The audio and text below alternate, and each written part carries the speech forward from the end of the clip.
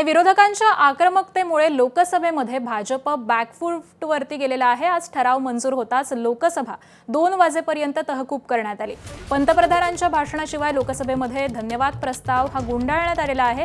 राष्ट्रपतींच्या अभिभाषणावरील चर्चा ही सामोपचाराशिवायच संपुष्टात आलेली आहे। लोकसभेमध्ये आता अर्थसंकल्पावरती चर्चा ही सुरू होणार आहे। पंतप्रधान नरेंद्र मोदी हे राज्यसभेमध्ये भाषण करण्याची शक्यता ही देखील आता वर्तवली जाते।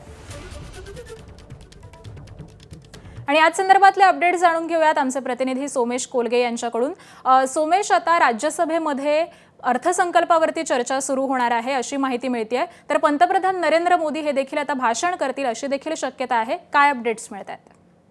पंतप्रधान नरेंद्र मोदी हे लोकसभेमध्ये राष्ट्रपतींच्या अभिभाषणावर जो धन्यवाद प्रस्ताव येतो त्या प्रस्तावाच्या शेवटी पंतप्रधानांचं भाषण होतं। सर्वसाधारणपणे अशी परंपरा राहिली आहे आणि यंदा देखील ते भाषण होणार होतं, परंतु काल दिवसभर ज्या प्रकारे विरोधी पक्षाच्या खासदारांनी गोंधळ केला त्यामुळे पंतप्रधान नरेंद्र मोदींचं भाषण होऊ शकलं नाही।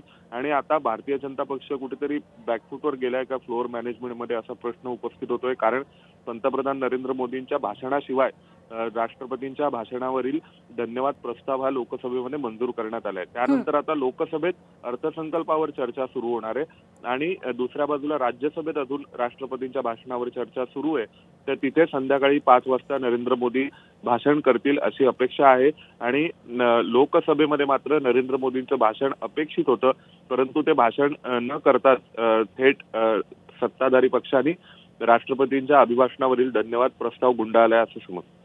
अगदी बरोबर आहे, त्यामुळे या सगळ्याच घडामोडींकडे अपडेट्सवरती लक्ष असेल। तुर्तास धन्यवाद सोमेश या माहितीसाठी। एबीपी माझा, उघडा डोळे बघा नीट।